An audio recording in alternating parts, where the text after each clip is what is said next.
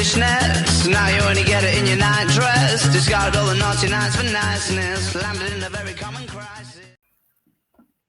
Estamos en el Faradio abriendo la ventana de la energía del cambio, que es la sección que ya sabéis que hacemos de la mano de Solabria, la cooperativa comercializadora de energías renovables que tenemos en Cantabria.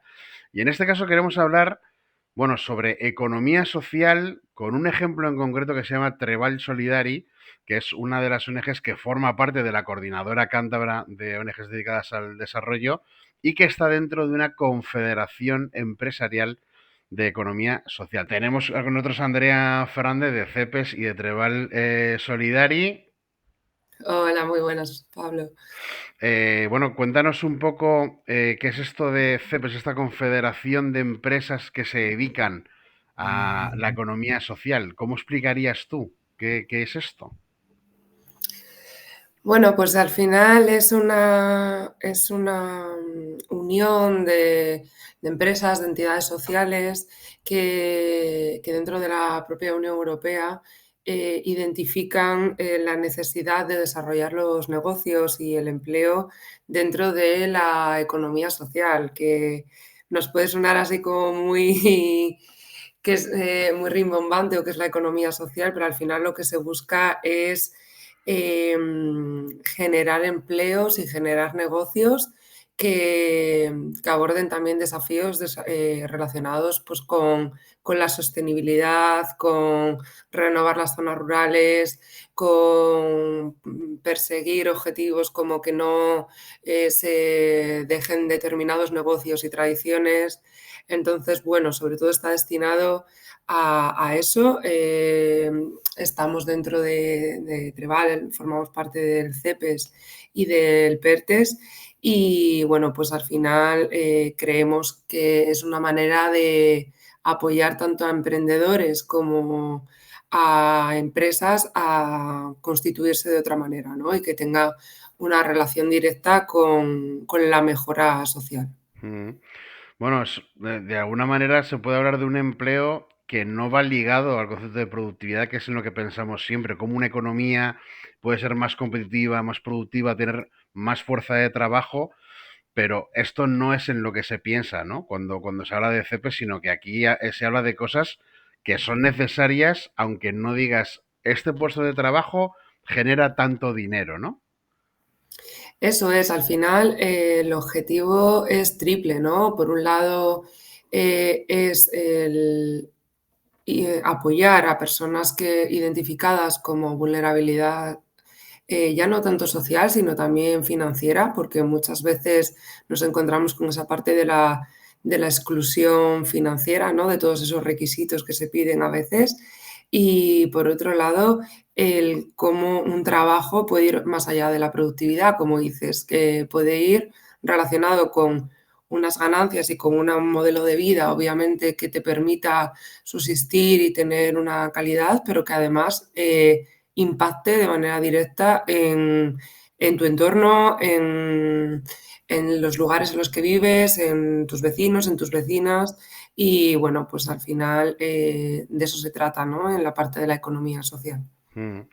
Bueno, supongo que es imposible hacer un perfil, ¿no? de empresas que estén dentro de CEPES, porque son muchísimas las que hay, las hay que son muy conocidas, otras que seguro que han pasado mucho más desapercibidas para el público en general, pero tú tendrías identificadas algunas características que sí que están detrás de esas empresas que forman parte que forman parte de CEPES.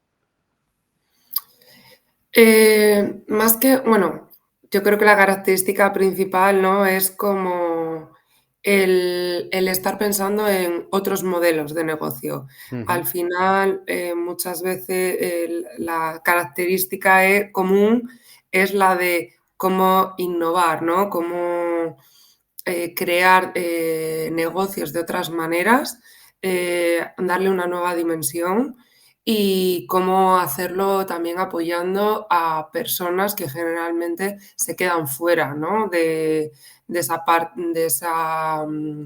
concepción de empresa o de empresario o de crear un negocio, ¿no? Entonces es como dar una oportunidad al emprendimiento de una manera distinta. Ujú.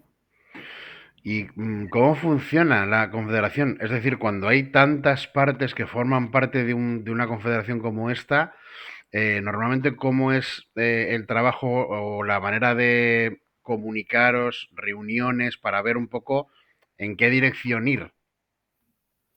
Bueno, en nuestro caso, por ejemplo, lo que se ha hecho es presentar un programa concreto, que es el programa Renova y de relevo generacional. Y bueno, pues al final es un seguimiento de manera continuada de cómo estamos realizando el proyecto, de cómo se están llegando a los indicadores y objetivos que nos dan para obtener también formar parte y para también obtener esas subvenciones. Y bueno, pues al final tenemos una serie de indicadores y de métodos de evaluación de los que son conocedores, ¿no? Mm. ¿Estáis sometidos, pregunto porque tal como nos movemos hoy en día y con lo que a veces tenemos que leer en las redes sociales, no sé si tenéis o notáis que hay alguien o personas que hagan una crítica por esto de, no, mira, esta es gente que se junta para ver cómo consigue una subvención de no sé qué, nos venden la economía social como si fuera esto un mundo lleno de flores y alegría y resulta que la sociedad luego no es así. ¿También nos tenéis que enfrentar a eso?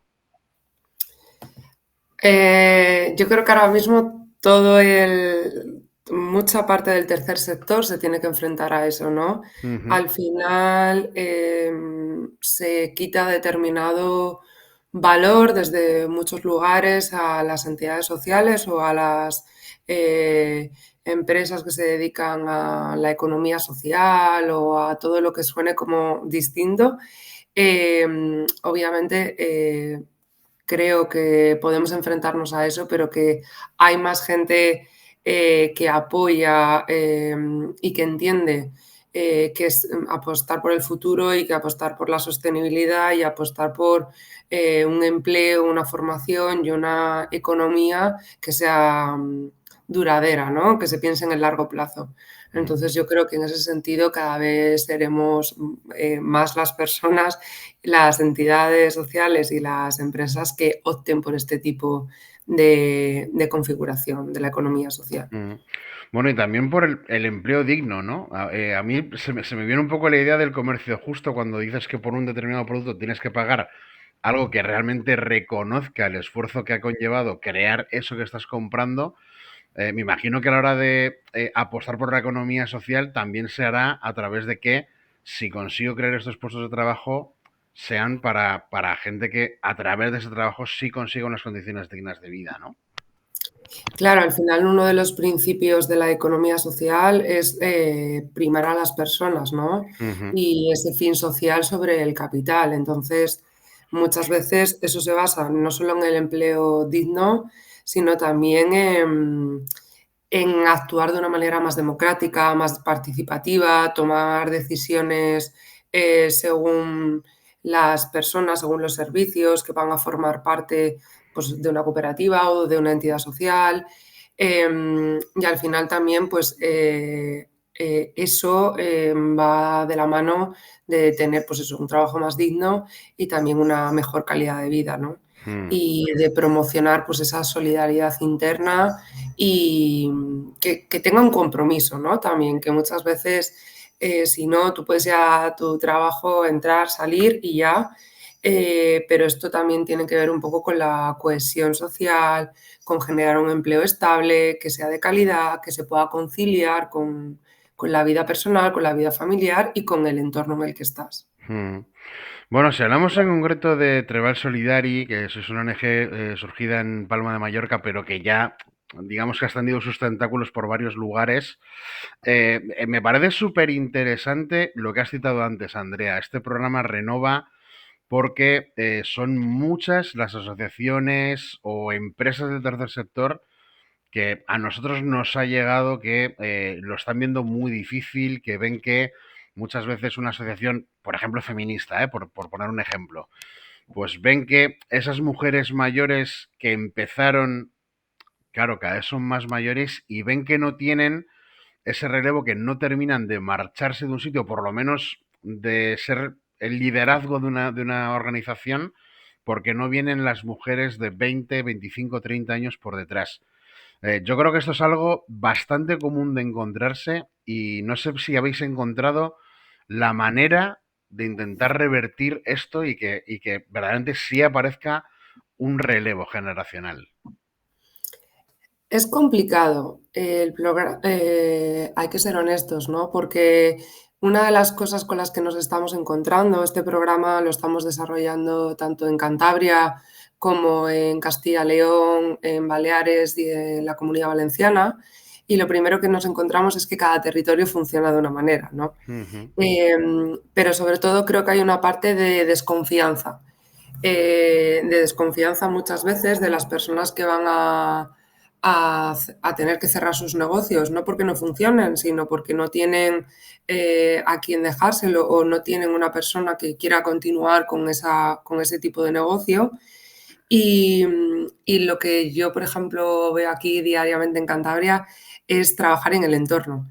Y una vez que tú le cuentas, oye, que yo tengo personas que quieren venir aquí, que tienen estas cualidades, que quieren quedarse en el pueblo, que quieren generar un arraigo, porque muchas veces el miedo es sí, se va a quedar mi negocio, pero se va a ir dentro de 2 años, o no vas a saber llevarlo, o estaba muy pensado, ¿no? Hasta ahora como lo tiene que hacer mi familia. Y si no tengo hijos, si no tengo sobrinos, si no tengo no sé quién, pues se pierde. Y sin embargo, esto es una manera, creo que de beneficio mutuo, de continuar con esos negocios que se están cerrando por falta de manos de continuidad y además de que vaya gente a las zonas rurales, no de paso, sino a habitarlas y a tener un arraigo en ellas, ¿no? ujú.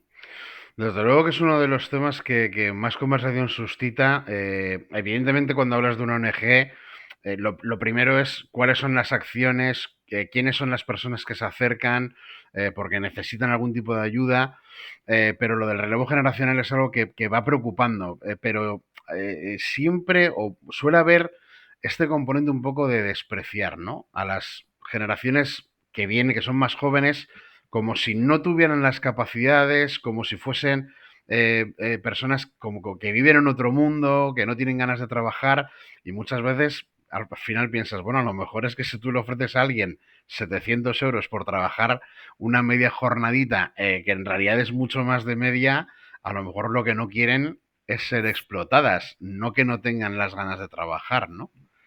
Ujú. Yo lo que estoy viendo, o sea, en el fondo es que sí que hay mucha gente. O sea, a nosotras sí que está llegando gente que quiere formar cooperativas, que tienen muchísimas ganas de trabajar, de quedarse en el entorno y además también somos muy honestos cuando trabajamos con las personas que llegan a nosotras. También intentamos evitar el romantizar, ¿no? Uh -huh, A mí no me interesa para nada llevar a una familia a una zona rural de Cantabria para que intente cambiar ese entorno, para que no sepa lo que hay en el entorno, ¿no? Vivir en un pueblo puede ser para muchas veces una cosa maravillosa, pero también tiene sus dificultades. Y creo que una de las grandes cosas es en el relevo el acompañamiento de quien lo deja también, ¿no? uh -huh. Que damos con ello es, vale, tú quieres que tu negocio, está muy ligado a veces a tu nombre, a tu reputación, y te da miedo, pues eso, que venga alguien y que tú consideres que no está a la altura. Vale, pero es que lo vas a ver y vas a ver, yo te voy a presentar con nombre y apellidos a las personas que se quieren hacer cargo de esto, vamos a darles un acompañamiento, les puedes tú también dar una especie de formación, contar lo que te ha funcionado, lo que no te ha funcionado y yo creo que así se aprende, ¿no? Y probablemente quien lo coja de nuevas pues tenga alguna idea que a ti no se te había ocurrido y que también pueda funcionar. Uh -huh. Entonces, es complicado, pero creemos mucho en este proyecto y en que apueste por eso, por revitalizar zonas rurales y también por que se están cerrando negocios que eran muy necesarios, Uh -huh. que son muy necesarios. Bueno, esto es la conversación del medio rural, desde luego, es interesantísima. Y lo que cuentas, Andrea, sobre una labor que en realidad es educativa también. La educación no solamente es hacerse una primaria, secundaria, bachiller, formación profesional, etcétera, o lo que recibas en casa de tus padres y con tus hermanos, sino también el tratar de conocer el medio en el que estás. Y hay una frase que se me quedó hablando también con un programa de cooperación en el Sáhara Occidental, que personas que trabajaban allí decían, no quieren que les demos agua, sino quieren que les enseñemos el camino hasta la fuente.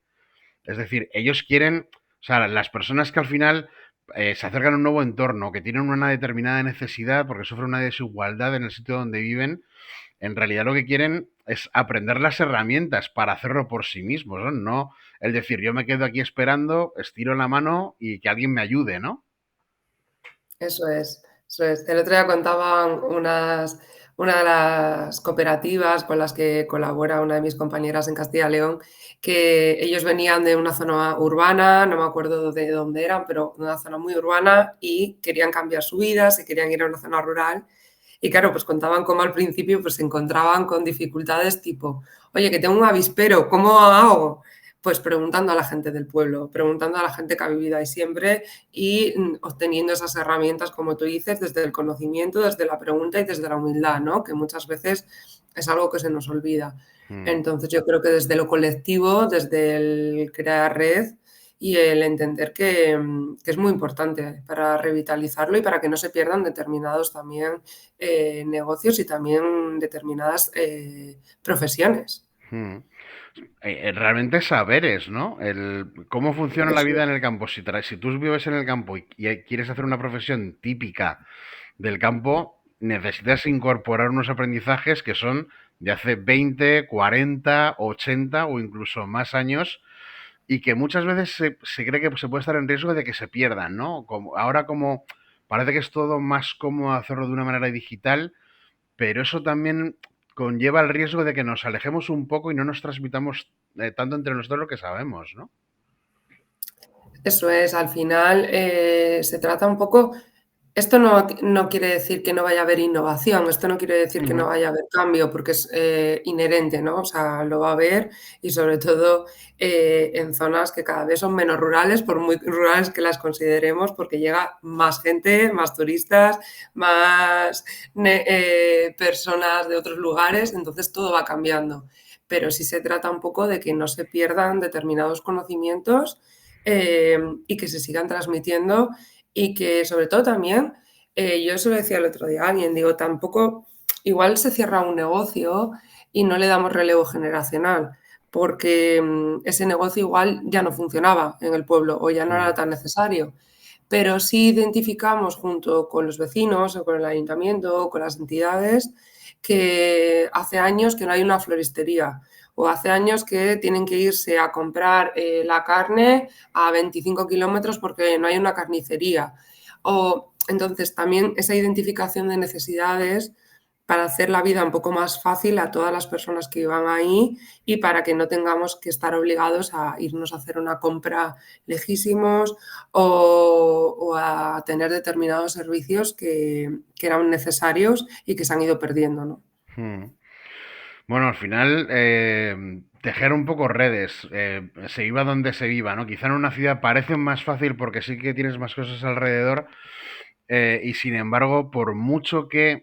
aquí te quiero preguntar un poco por relación vuestra con administraciones públicas, porque el discurso sí que suele venir incorporado y te habla, pues desde una alcaldesa hasta un presidente de comunidad autónoma, te dice que realmente el problema de la despoblación es enorme, lo siguen casi día a día, se lo cuentan familiares y amigos a ellos, pero luego a la hora de tomar las decisiones que realmente puedan revertir una marcha de personas de un medio rural a un medio urbano, o no se toman las correctas, no funcionan las que se toman, o no se va tan lejos como se debería. No sé cómo lo veis vosotros. A ver, yo, por ejemplo, que estoy recorriendo Cantabria para dar a conocer el programa Renova, Sí que es cierto que con todas las instituciones con las que he dado coincidimos, ¿no? Bastante en que hay que hacer algo.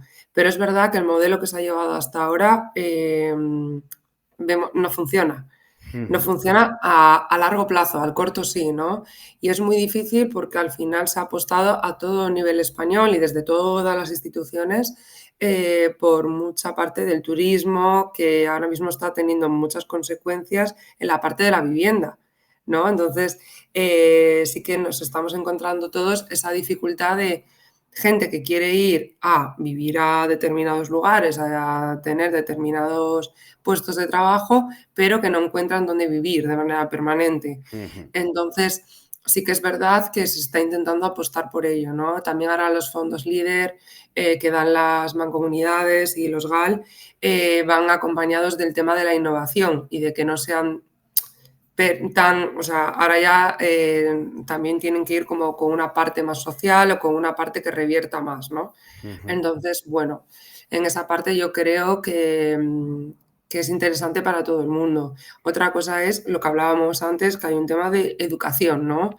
Porque ahora mismo cualquier gestor te va a decir, no, no, tú sea autónomo o monta una sociedad, una SL, pero no se te pasa quizá por la cabeza tanto la parte de la cooperativa.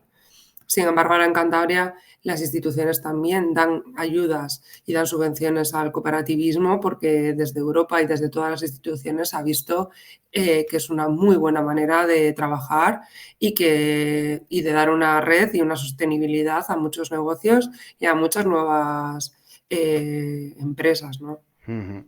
No solo la economía de toda la vida, sino también otra, pues eso, como se titula, ¿no? Como más social, que realmente piensa más en las personas. Hay que decir que Treball Solidari estáis en varios territorios de España, pero no solo, ¿no? También tenéis proyectos que van más allá de las fronteras de España. Si quieres ponernos algún ejemplo. Sí, claro, Treball Solidari tiene una parte que es de cooperación al desarrollo y de hecho nació ahí y aquí en Cantabria también se hacen, mis compañeras hacen una gran labor en institutos relacionado con esta parte de la cooperación y es de ahí donde se aprendió, ¿no? Realmente haciendo cooperación al desarrollo en países como Guatemala o El Salvador es donde se aprendió de las cooperativas y se vio cómo allí funcionaban y cómo Ujú, la gente en América Latina, en determinados países de África, funcionaba en cooperativa y funcionaba en red. Y entonces de ahí es donde se traslada hacia aquí, ¿no? El decir, oye, y es verdad que ahora mismo cuando tenemos gente interesada en las cooperativas, sobre todo tenemos a gente de otros países. ujú, ¿Por qué? Porque es la manera en la que han estado acostumbradas a trabajar y es la manera en la que piensan de manera directa, ¿no? Entonces aquí esto también va un poco acompañado de la educación, ¿no? Es verdad que cuántas veces nos han hablado de cooperativas a nosotros o cuántas conocemos, pues pocas, ¿no? Pero es cierto que cada vez se van creando más, son microcooperativas de dos, tres personitas, pero no importa, o sea, al final es como unirte de otra manera y ver esa parte de la colaboración con quien te unes y del compromiso, tanto en las obligaciones como en los beneficios, ¿no? ujú. E incluso maneras complementarias de funcionar para que la pequeñita de dos o tres, pues ve otra de dos o tres cerca y dice, ah, pues mira, si tú lo haces por aquí, yo por aquí, al final Claro. sale ganando todo el entorno y no solamente nosotros, ¿no? Como cooperativa. Pues Ujú. Andrea, ha sido un auténtico placer charlar contigo para, bueno, conocer un poco más de Treball Solidario, aunque ya son varias veces que hemos publicado noticias sobre la ONG en el Faradio, pero desde luego que muy interesante también conocer ese concepto de CEPES, ¿no? De esa confederación empresarial, viendo una manera un poco distinta de ver las cosas y de que el mundo del trabajo no solamente tiene una dirección. Así que muchas gracias por atender la llamada del Faradio. Muchas gracias a vosotros por darnos el espacio. Un abrazo. Un abrazo. Chao.